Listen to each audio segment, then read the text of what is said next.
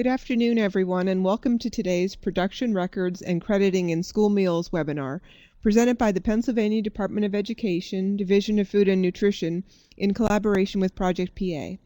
I'm Elaine McDonald, coordinator of Project PA, and I'll moderate the webinar.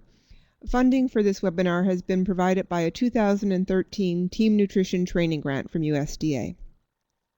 We'll take questions following today's presentation. At any time during the webinar, you can type your questions into the chat box, and we'll collect them and save them until the end of the presentation. The chat box is on the lower left-hand side of your screen. If you'd like, you can download the slides for today's webinar from the File Share box in the upper right-hand corner of the screen. The slides are available in two formats. One document is one slide per page, and the other is in Handout format with 3 slides per page. In the File Share box, you'll also find a copy of the production record that will be discussed during today's webinar. This webinar has been approved for 1.5 continuing education credits from the School Nutrition Association of Pennsylvania. At the end of the webinar, the Continuing Education Certificate will be available to download from the File Share box. We are recording today's webinar and we'll be posting the audio from the webinar along with the presentations and the Q&A on the Project PA website. So you can look for that in about a week or so. I'm going to now turn it over to PDE to begin their presentation. If you can just bear with us while we pull up their presentation.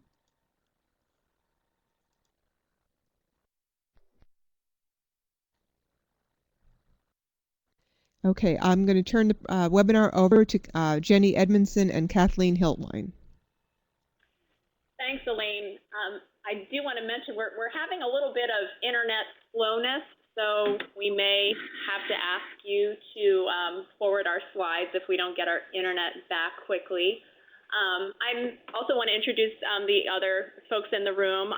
Diane DeBolis, who's the supervisor for the school nutrition programs, is here, and also Debbie Morrow, who's the field services supervisor, and they will be helping answer questions at the end. And Kathleen Hiltwine, of course, will be jumping in here about halfway through the presentation. So today, our objectives are to understand the process and requirements for completing a production record, and understand what information is included on the production record and why it is useful. We will demonstrate this by reviewing each section of the production record step by step using our recently updated production records template. We will also go over the factor method for converting a standardized recipe to feed a different number of students than the original recipe calls for. So be ready for some calculations today. We promise that it won't be too painful, and we hope that it will be a good exercise for everyone to review.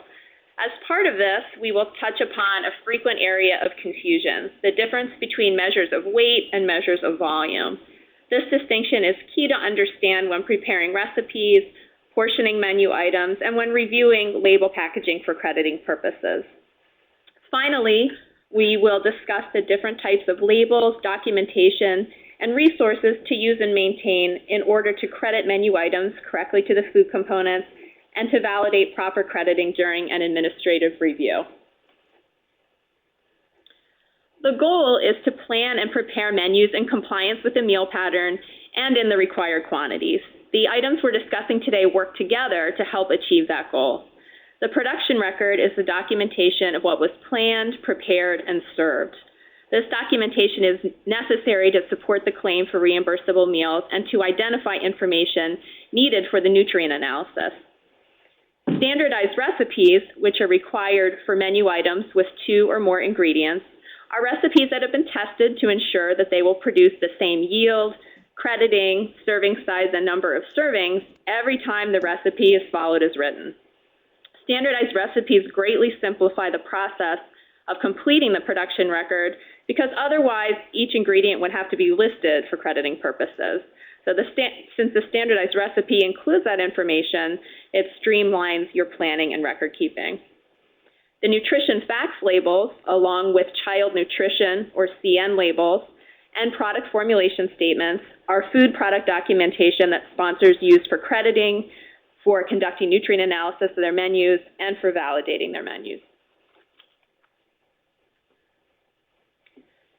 USDA's meal pattern chart is the basis for daily and weekly menu planning in the school breakfast program and national school lunch program.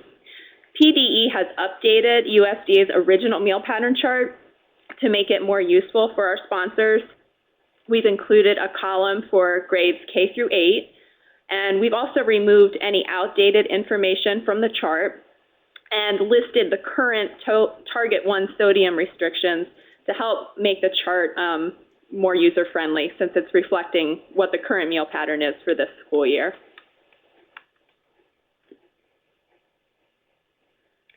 Production records are a paper-based or a computer-generated plan of action that helps the school nutrition staff plan, communicate, and organize the tasks necessary to produce the daily menu at an individual site.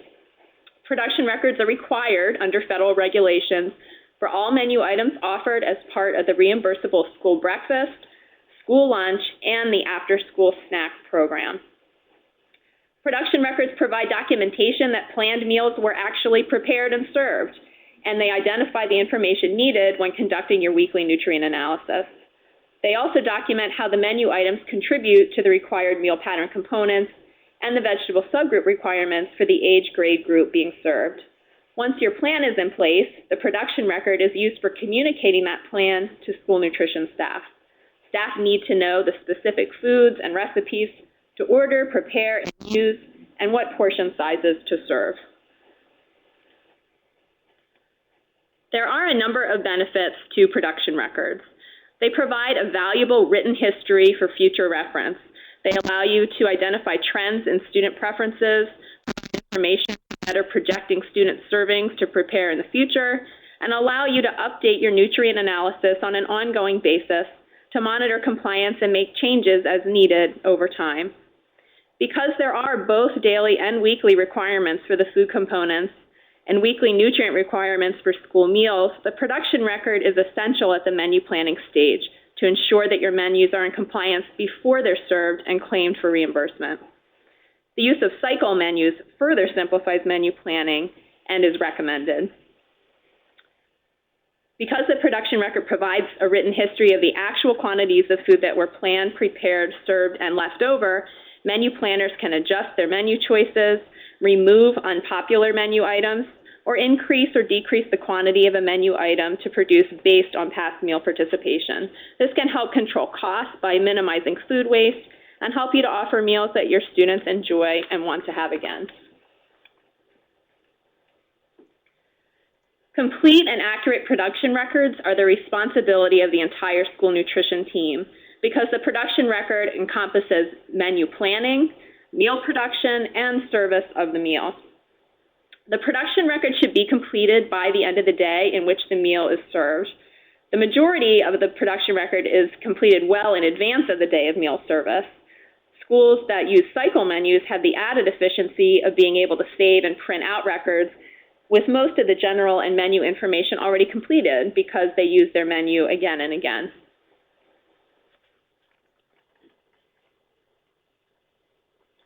Access to the production record is important for daily staff recording, so you should locate your production records where staff can refer to them and complete them easily.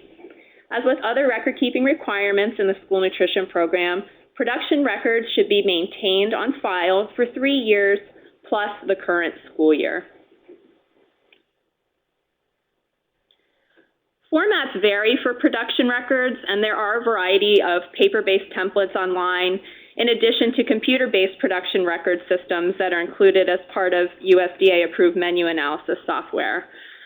We do recommend using PDE's new paper template format, and you certainly can adjust it as needed to fit your operation.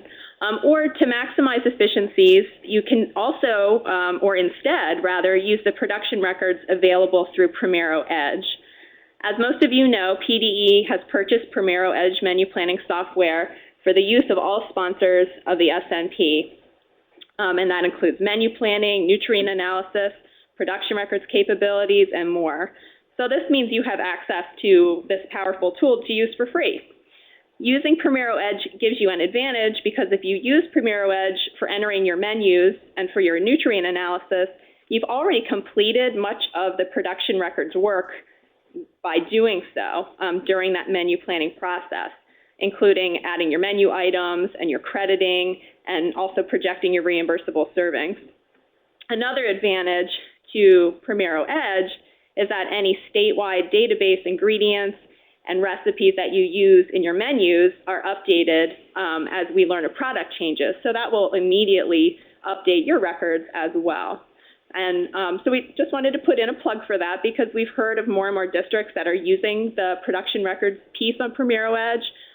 So this is certainly something that you might want to check out if you're not already doing so. So I'm going to go ahead and go through the things that should be included on your production records and that are included both on Primero Edge and on our new template. The site name, the date that the meal is served, which meal is being served, whether it's school breakfast, school lunch, or after-school snack, and the type of meal service that you offer, whether it's offer versus serve or serve only. Of course, you need to indicate the age grade group or groups to be served, both your reimbursable and non-reimbursable meals that are planned and then that are actually served, all planned menu items, including condiments, accompaniments, and any extras that are part of the reimbursable meal. You also want to include descriptors for your menu items, including standardized recipe names, numbers, or product names and descriptions. You want to make sure you list the portion or serving size for your menu items by age grade group. The planned number of reimbursable servings needs to be listed, in addition to the total projected servings, which would be your reimbursable plus non-reimbursable servings for each menu item. The contribution to the meal components should be noted, the total servings that you produce of each menu item, and then the number of non-reimbursable and reimbursable servings actually served. And finally, you'll note the amount that's left over at the end of the meal and any substitutions that needed to be made on that day. PDE recently updated our paper production records template. We do have a copy of that available up in the upper corner, like Elaine mentioned earlier, and it is available on PAIR's download forms in the Forms section, and it's document PDE-013. We realize there are a lot of documents on download forms, so we'd encourage you to search for items that you're looking for within the download forms page. You could just put your mouse on the page and click within the page. And then if you press the control button and the F key at the same time, it'll bring up the search box, and you can enter a keyword or words there to find the document you're searching for more easily. The new production records template contains much of the same information, but you will notice some new areas to assist you with menu planning and compliance, including a section for the component contributions. The paper template was also designed as much as possible to align with the terminology and information used in Primero Edge menu planning and production records. The format is an Excel spreadsheet, so you may alter the format or spacing to better fit your operation, and you can save and use your own local copy. When you open the spreadsheet, there are two tabs. One of them is for the production record itself, and the other one is for the second page, which are the instructions. So you'll need to click on the one that you want to view its respective sheet. We're now going to walk through each section and column of the updated production record template, and we're going to begin with the information that should be completed in advance of the day of meal service. So we'll start with the general information section that's found in the upper left-hand corner. The general information section includes the site or school name, the date of the meal, that meal type checkbox, and there's a box for breakfast, lunch, or after-school snack. There's also a checkbox where you can indicate whether the meal is offer versus serve or serve only. And finally, there is a comment section, which is in a new location compared with our former template. And the comment section is there to note anything important to the meal service for that particular day.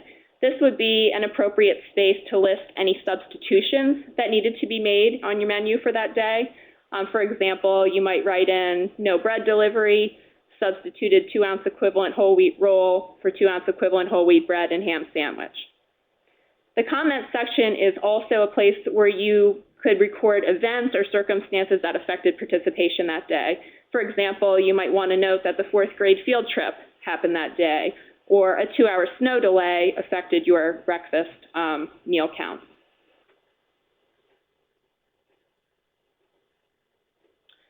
So the general information section that I just went over is circled here at the top. And again, remember, you have the ability to save a local copy of PDE's template, so you may very well be able to fill in certain information to save yourself time, like your school's name or other areas. Next, we're going to move to the small table on the upper right part of the form. And this is where you indicate the meals that are planned and later the meals that were served. The Meals Plan and Serve section is where you need to indicate the age grade group or groups being served at this meal. Our template has one box for that information. If your site serves 2 different age grade groups, you would need to indicate that on the production record.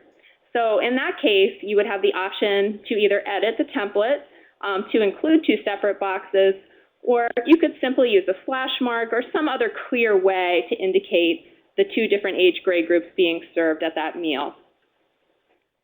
Next, you'll complete the planned number of student meals, which are, of course, your reimbursable meals. This number will be based on historical counts and your educated forecast for the number of meals sold when that menu is offered. The next block is where you fill in all non-reimbursable meals that are planned. For those of you who are using the production module on Primero Edge, you'll recall that this is further broken down by adult meals, second meals, drop trays, and sample trays on the Primero Edge system. The takeaway is that you need to forecast the total number of non-reimbursable meals, which would include all of those examples. And in the bottom row, you enter the total meals plan, which simply equals the sum of your projected student meals plus your non-reimbursable meals that are planned. We will revisit this section after the meal service is over to complete the actual number of student meals, non-reimbursable meals, and total meals served that day.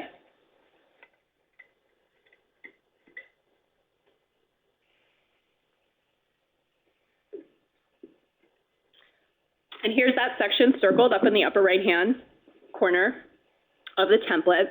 Again, as I mentioned, if you do serve more than one age grade group, you'll want to make sure to indicate that somehow in that section. Next, we're moving into the main body of the production record, starting with the all-important menu item column at the left.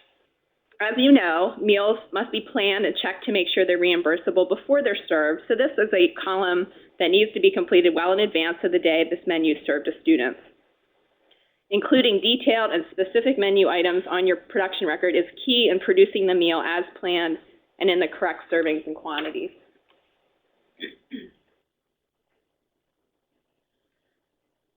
The menu item column is where the menu planner enters each menu item in the planned menu. This includes any choices that the menu planner includes in the reimbursable meal. So schools may decide to offer a choice between 2 different entree selections, for example. Your main entree might be shepherd's pie, and you might also offer a peanut butter and jelly sandwich as an alternate entree. In that case, be sure to include both of those menu items on the production record. Remember, you do not include items that are not part of the reimbursable meal on the production record.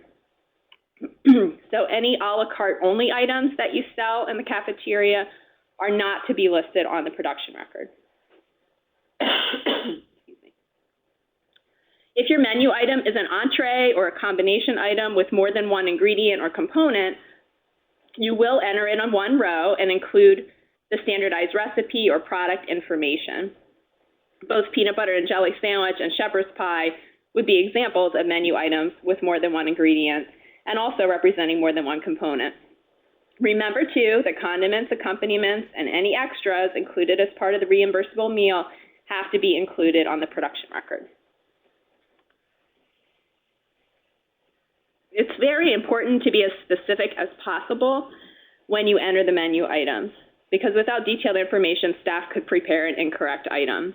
So for example, when you're using recipes, things like the local recipe or recipe number, the Primero Edge recipe number and name, USDA recipe, or USDA food being used.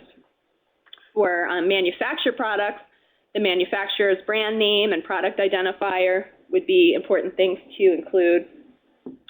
You should also include the form of an item if it applies.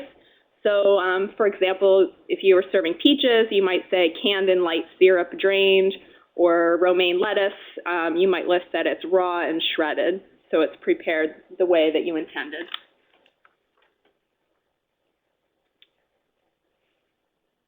Remember that menu items and recipes need to be updated when products change, since manufacturers can change things at any time. Remember, too, to keep your labels for all menu items. In the Primero Edge system, the PDE shared menu items are maintained right in the system and are updated as we learn of changes. So that certainly makes things easier for you as far as that, since the labels are maintained online in Primero Edge.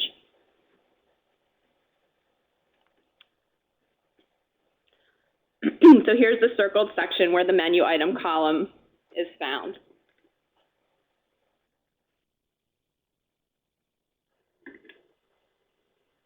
Next, we're going to review the next three columns. These columns communicate to staff the proper portion size to serve for each menu item in the reimbursable meal, the planned number of reimbursable servings, and the total projected servings for each menu item. When indicating the planned portion size in the second column, you generally want to avoid using a general term like serving. Instead, enter the proper measurable quantity that staff will need when preparing and serving the food. Identifying a portion size as a number, such as one sandwich, along with a standardized sandwich recipe would work well. Also, using volume measures like 1/2 cup of cooked broccoli, or a weight measure, such as a 3-ounce frozen breaded fish patty that comes pre-portioned from the manufacturer, are other good examples. If the production record is being used for a meal at a site with more than one, where more than one age grade group is being served, and different serving sizes must be offered, you will need to use a separate line for each planned portion size being offered. So, for example, if you are planning a menu that includes chicken nuggets for lunch at a school that serves grades kindergarten through 12, and you use an overlap K through 8 menu and a 9 through 12 menu for your menu planning, you may have to offer different portion sizes. So you may offer a larger portion size for the high school students in order to meet their daily meat alternate requirements. So in that case, you would need to list those chicken nuggets on 2 separate lines on the production record and indicate the serving size for each group being served. So you might, for example, list chicken nuggets for K through 8 as 4 nuggets and chicken nuggets for grades 9 through 12 as 5 nuggets. The planned number of reimbursable servings third column is the column that the school food authority uses when conducting the nutrient analysis of weekly menus. Remember that the menu planner should use historical student preferences and take rates when planning the number of reimbursable servings for each menu item. For those of you using Primero Edge, the numbers in this column correspond with the projected servings that are entered for each menu item in that menu planning section of Primero Edge. The terms projected and planned are used interchangeably, and they mean the same thing. The fourth column is where you will list the total number of projected servings. This is simply the sum of the planned reimbursable servings plus the planned number of non-reimbursable servings for the meal. This number is meaningful for staff who are preparing the meal so they know how much food to prepare for the day.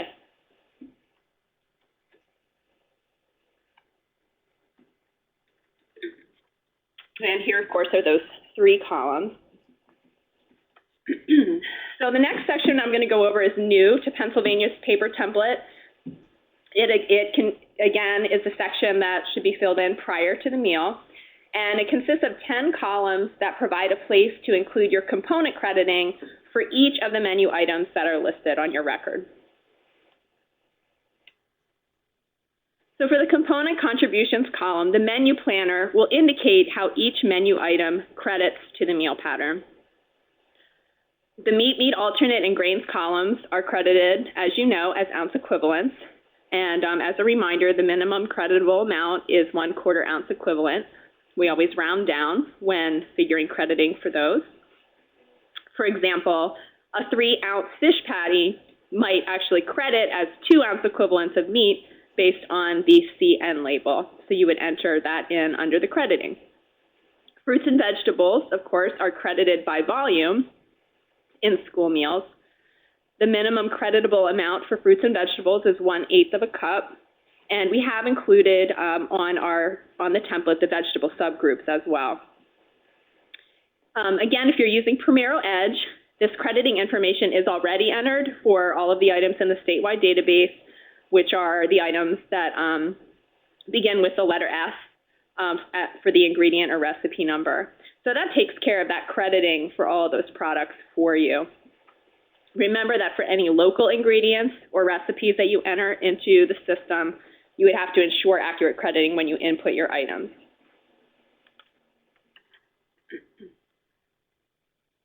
And here is that component contributions section.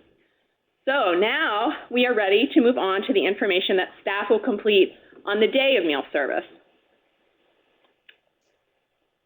So the first column is the servings produced column. And here is where staff will indicate the number of servings that were produced, meaning placed out on the line, prepared and placed on the line for each of the listed menu items. And as you're going to see in a moment, the production record also has a section where you will account for who those servings were served to, as well as what happened to any leftover servings that remained at the end of the meal. So the servings produced column is indicated there by the orange arrow. So once meal service is over, you'll need to account for the servings that were produced.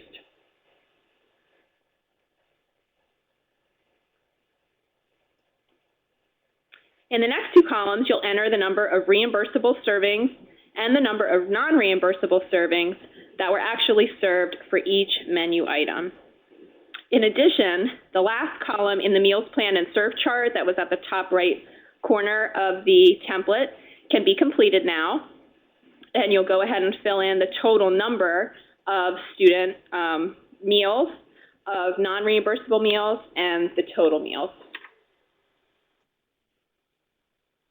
And those are indicated there. I wanted to point out as well that the numbers that you're going to enter for the meals served in the top chart are not necessarily going to match those servings that are down in the section below, because you may sell some items a la carte, but not as part of full non-reimbursable meals. So just keep in mind that the serving numbers may vary from menu item to menu item. Reimbursable servings will also vary if you implement offer versus serve, since students may decline one or two components for a reimbursable meal. Okay, and finally, we are moving on to the leftover column. In the first column, you can indicate any carryover. So this is where you would enter the amount of the menu items that will be served at an upcoming meal. So an example might be 20 servings of chicken vegetable soup that will be served the next day. Under return to stock, you would enter the amount of the menu item that was returned to stock. This, of course, would be for your non-perishable items.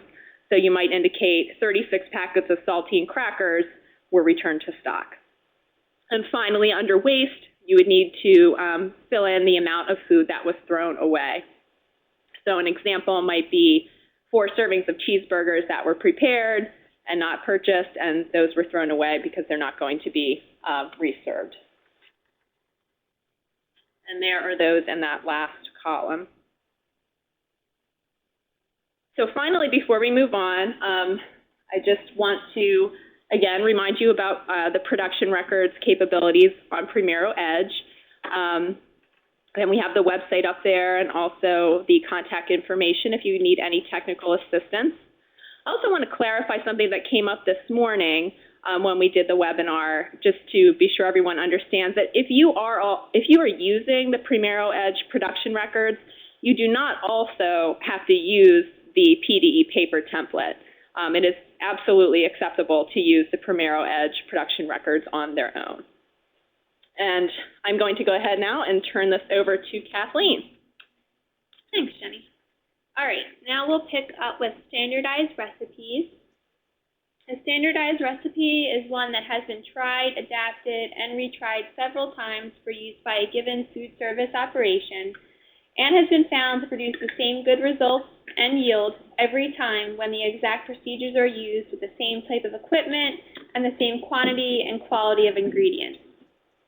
Standardized recipes are required for all food items with more than one ingredient, and they allow you to determine how a made-from-scratch item contributes to the meal pattern component requirements. Once you've fine-tuned a standardized recipe for use in your particular school building or for use throughout your entire school district, whatever is needed, it will provide consistent quality, predictable yield, control of food costs and inventory, consistent nutrient content, and it'll ensure that you're providing the required quantity for each food item to each of the age or grade groups that you're serving. They also provide instructions, which include HACCP procedures and food safety guidelines to ensure food's being cooked at the proper temperature before serving. Lastly, a great advantage is providing customer satisfaction. Students want to know that their favorite meal will taste the same every time it's served. Since students are your customers, it's important that you provide menu items that are consistent each and every time students purchase that item. So let's take a closer look at a standardized recipe. The one that we'll use today will be chicken Alfredo with a twist. Standardized recipes for school food service operations should always have certain components. Those components are, under the recipe header, the title, of course, the credited food components, and the category that recipe falls under. So an example would be the main dish. In the body of the recipe, it include the ingredients, the form that those ingredients should come in, the weights and measures of the ingredients, the directions, and the portion size of each serving. Now we'll discuss each of these components just a bit further. So, of course, the standardized recipe needs a title, and that title should adequately describe the dish and should be specific. In this case, it's chicken Alfredo with a twist. It should include how that recipe will credit. In this case, it will credit towards the meat or meat alternate and the grain components. The recipe category, so how you'll classify this dish, whether it's a main dish, grain, fruit, or vegetable. This helps facilitate organization of your recipes and makes it a bit easier to locate recipes, whether they're in a file box or a computer program such as Primero Edge. It should, of course, include the ingredients. The ingredient name should be clear so that the name of the product and the product form or type that it comes in, whether it be fresh, frozen, canned, and then any preparation technique that you want to specify, such as peeled, grated, minced, and diced. You want to make sure they're all listed. You want to be sure to indicate the size for your preparation technique. So if you're dicing, you want to specify that you want them diced into 1/4-inch pieces. And if a specific brand of an ingredient will be used, then this is where that should be noted. You want to make sure that you're listing the ingredients in the order of their use when preparing the recipe. You, of course, want to make sure that the weight or the volume of your ingredients are specified. When reviewing the recipe, if the ingredient quantity is not in the preferred weight or volume measurement, then you want to convert it to the measurement that you prefer.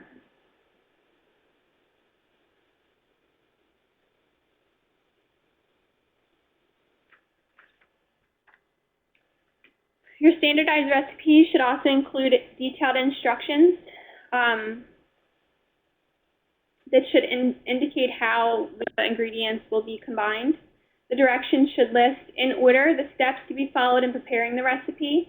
The pieces of equipment to be used for preparation and cooking the product should be identified as well. You want to provide any food safety guidelines such as proper thawing, internal cooking, holding, serving, and storage temperatures.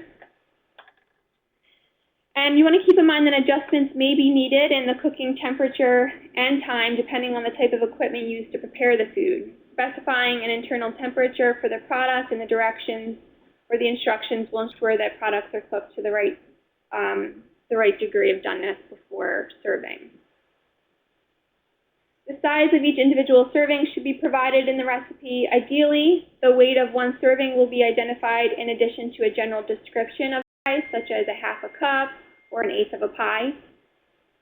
When possible, you want to list the weight and volume of the serving, and always make sure that your serving sizes are appropriate for the age or grade group that you're serving.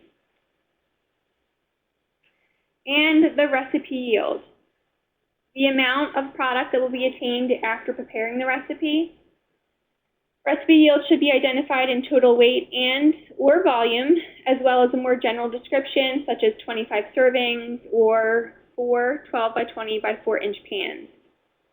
If you need to adapt a recipe for your site, then you need to know how much the yield is of the original recipe that you want to adapt.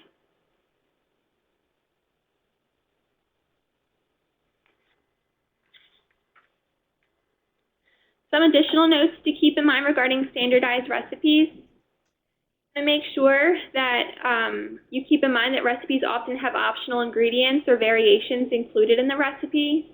The decisions should be made in advance whether optional ingredients will be included or whether or not a variation of the recipe will be used instead of the main recipe. Care should be taken when substituting ingredients in a recipe, since different forms of an ingredient, such as fruit packed in juice versus fruit packed in syrup, may have very different nutrient content. Reviewing the ingredients well in advance will assist in purchasing the proper amount and type of ingredients necessary to make the recipe. And when reviewing the ingredients, take note of items that may need pre-preparation 1 or more days in advance of service. For example, meats that are delivered frozen would need to be placed in the refrigerator to thaw several days in advance of your service time. Lastly, you, as program operators, also have the option to develop standardized recipes for things such as salad bars, condiments, and milk. This can be done by conducting a study lasting at least a week to determine amounts of ingredients served.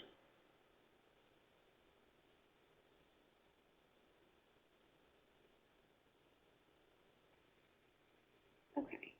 When recipes are inputted into Premier Edge, the software can scale the recipe for you so that you would not have to do this by hand. However, not everyone has all their standardized recipes entered into a program that scales them for you, so it's a good exercise to walk through standardizing a recipe on your own. So we'll go ahead and walk through the process of taking a standardized recipe and adjusting the number of servings that you need to prepare for your school building, or your district. The recipe we'll be using is the chicken Alfredo with a twist.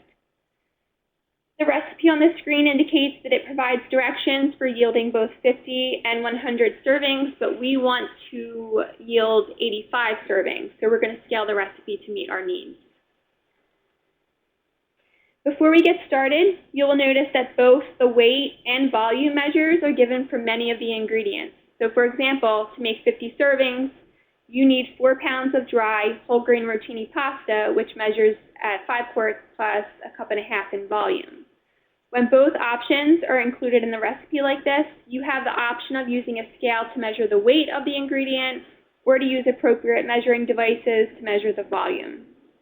It's extremely important to train and remind your staff of the difference between units of weight and units of volume measure, because it can certainly be confusing.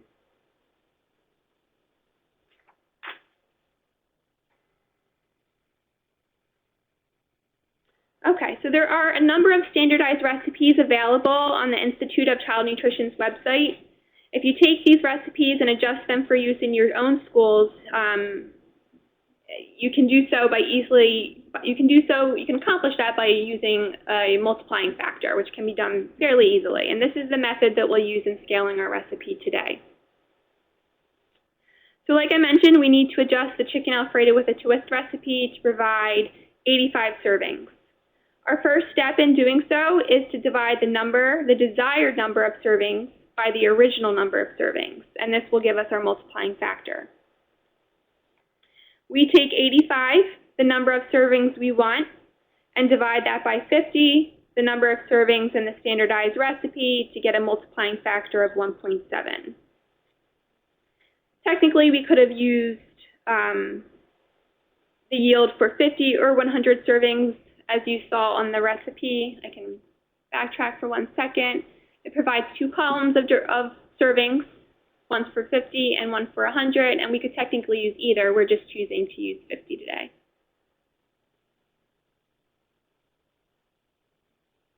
So now we can take our multiplying factor and determine how much of each ingredient we need to yield 85 servings. And we'll demonstrate examples using 2 of our ingredients.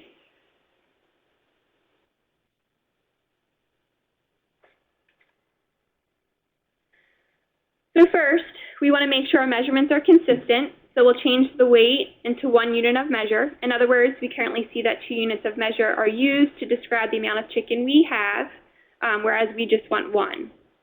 So we're going to take the weight of our chicken and convert 6 pounds, 8 ounces into just ounces. So you'll see that we've multiplied 6 pounds by 16 ounces, which is the amount of ounces in each pound, and we get 96 ounces. Now we must add those 8 ounces in the original measure, and we get a total of 104 ounces of chicken and 50 servings. To determine how many ounces of chicken we need to make 85 servings, we'll multiply 104 ounces by our multiplying factor of 1.7, and we get 176.8 ounces in 85 servings.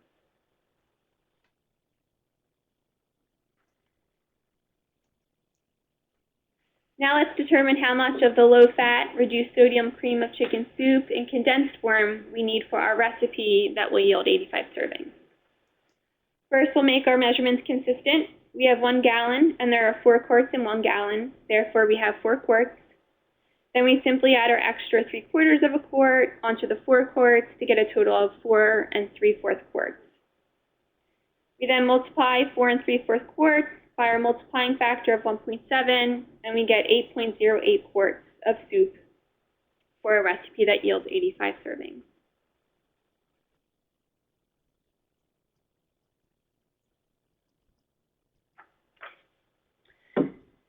It is important to train staff on the difference between units of weight and units of volume measure. Like I said, it can be confusing. Here are some examples of common volume measurements and common weight measurements. A very common source of confusion is that fluid ounces, which is used in measuring volume, it is different than just ounces, which is used to measure weight. So common volume measures would include teaspoon, tablespoon, cup, fluid ounces, gallon, quart, a specified number of number 3 cans, or any other size, and spoodles. Common weight measurements would include pounds, ounces, and grams.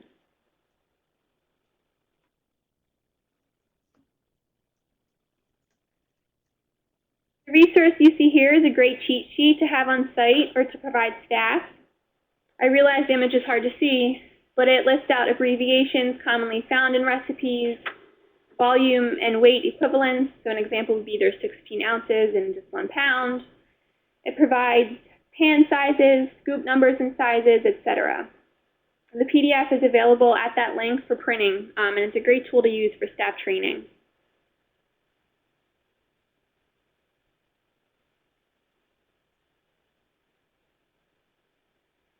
So as I just mentioned, a frequent source of confusion is that fluid ounces is different than ounces. You want to be mindful that manufacturers package foods by weight and not volume, except for when packaging beverages.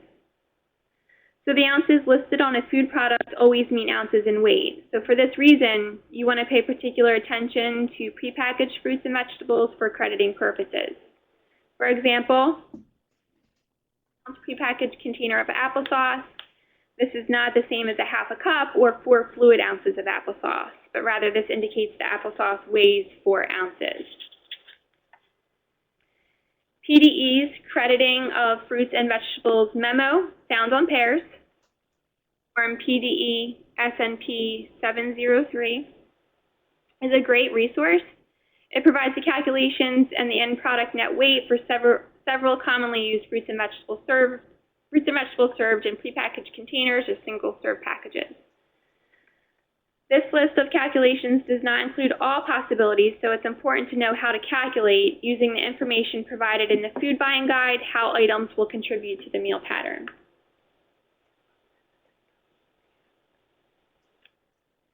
I do want to note real quick that we just noticed a typo on the screen.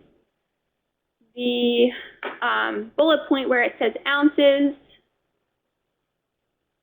there is an example to the right. It says 4 ounces equals, 4 fluid ounces. Okay, I see. All right, I was wrong. Where it says fluid ounces measure volume, the example says 4 fluid ounces equals 1/4 of a cup. Rather, it should say 1/2 a cup. We're sorry about that.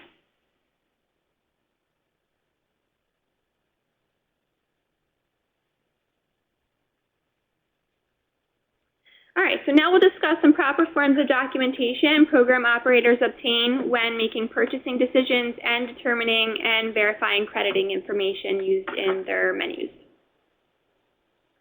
Child nutrition labels, product formulation statements, and nutrition facts panels provide a way for food manufacturers to communicate with school nutrition program operators about how their products may contribute to the meal pattern requirements for meals served under the child nutrition program. We'll start with CN labels. The Child Nutrition Labeling Program is a voluntary program that provides manufacturers the opportunity to include a standardized form food crediting statement on their product label indicating the food's contribution toward the meal pattern requirements. Main dish products that contribute to the meat or meat alternate component of the meal pattern requirements can be CN labeled. Examples of these would be a beef patty or cheese or meat pizza.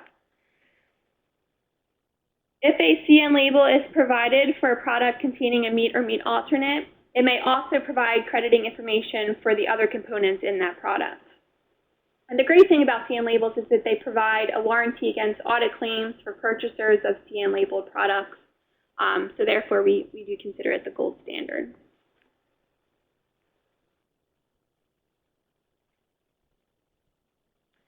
There are certain things to look for in a CN label. An appropriate CN label will contain a distinct border and CN logo, such as the one you see on the CN label at the bottom left-hand corner of the slide. That product's 6-digit product identification number that's assigned by USDA Food and Nutrition Service.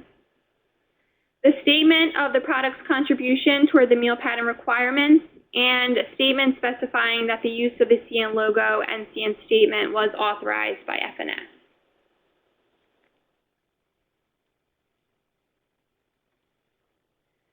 Acceptable and valid forms of child nutrition label documentation include the original CN label from the product carton or a photocopy of the CN label shown attached to the original product carton, or a photograph of the CN label shown attached to the original product carton. And those that are CN labels that are photocopied and photographed must be visible and legible.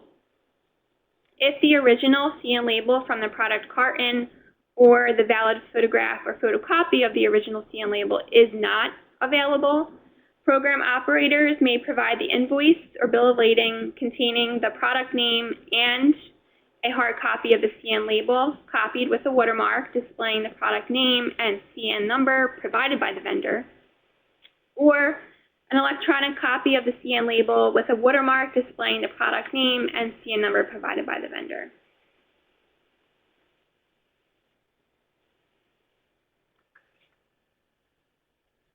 Product formulation statement. When purchasing a processed product without a CN label, program operators may request a signed product formulation statement on the manufacturer's letterhead that demonstrates how the processed product contributes to the meal pattern requirements. Product formulation statements signed by the manufacturer on letterhead are accepted at face value by state reviewers unless information appears inaccurate or raises a flag and requires further investigation. Any crediting information received from a manufacturer other than a valid CN label should be checked by the school food authority or program operator for accuracy before use in the reimbursable meal. And just as a reminder, school food authorities using the statewide database, using statewide database items in Premier Edge do not need to maintain product formulation statements or other nutrient and crediting information from manufacturers on site, because that information is available to view in the Premier Edge system. However, the school food authorities need to provide a means such as a label so that the product on hand can be identified with the product that's in the Premier Edge database.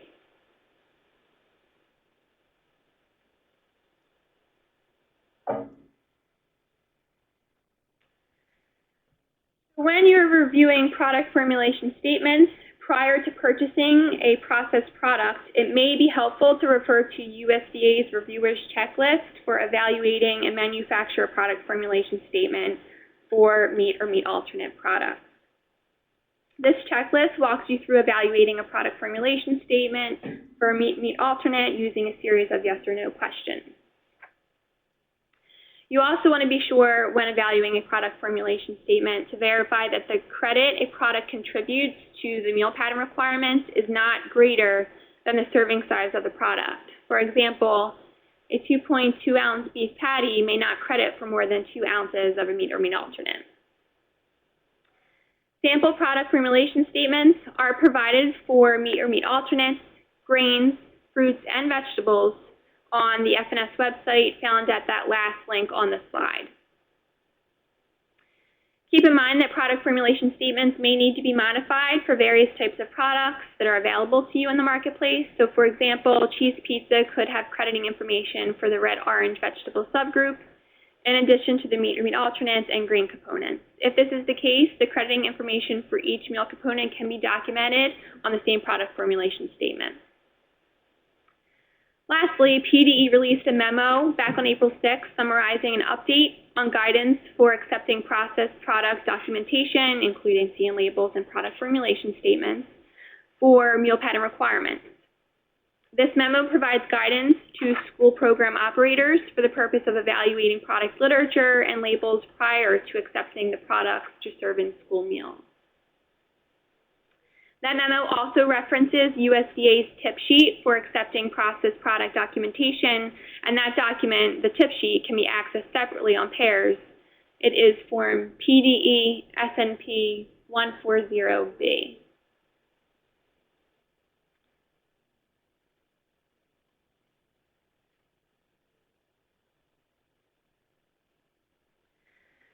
Program operators must maintain files on nutrient information for all commercially prepared foods to ensure products meet the nutrient requirements, so calories, sodium, saturated fat, and trans fat.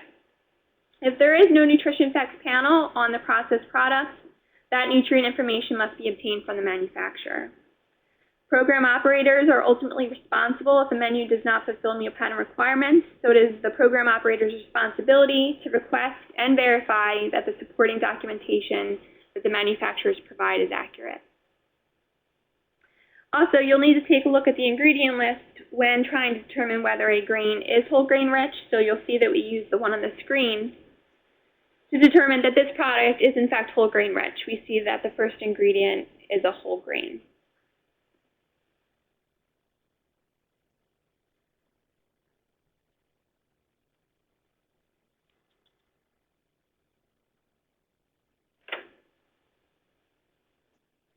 Okay, so in order to successfully menu plan, we recommend planning menus well in advance and reviewing the menus again well before service to provide you ample time to make any changes.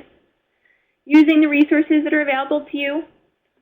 Some of those would include the food buying guide, the whole grain resource, the meal pattern chart, and of course you want to use previous menus that were offered and well accepted. Make sure the menus you are offering are compliant with the regulations before you offer them. Determine whether you want to offer choices, and if so, how many. And you want to make sure that you're balancing out those higher calorie foods with lower calorie foods throughout the week. Take advantage of the menu planning guidance your production records provide. Make sure that when your planned meals vary from the number of meals that were actually served, you're reanalyzing to ensure your analysis is accurate. And lastly, always consider your audience and what they like. Do your best to offer meals that are appealing to the eye.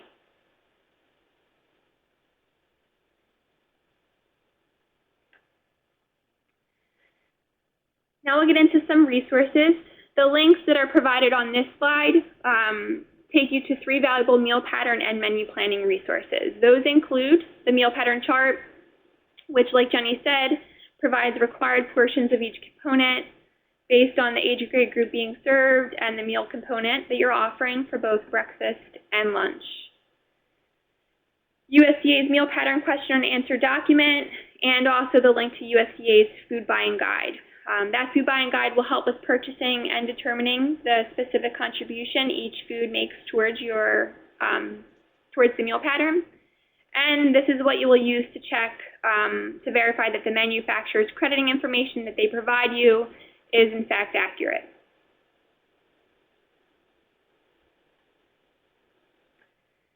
The OVS manual, or the Offer versus Serve manual, overviews the implementation of Offer versus Serve at both breakfast and lunch. There's also a great OVS module available for your use on School Nutrition Toolbox. The second resource is USDA's Food Factsheets. The link that you see on the slide will take you to a page that provides links to the newly formatted and updated USDA Foods Factsheets.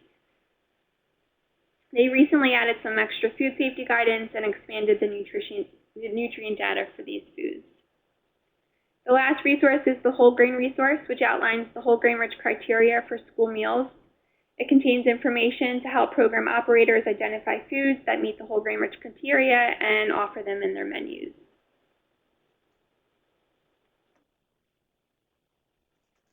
We'll finish up with these last 2 resources that we put on here because they provide standardized recipes available for you to use in your program. And lastly, while we answer some questions, we'll put up our contact information so that you can contact us with any questions that you have following the presentation.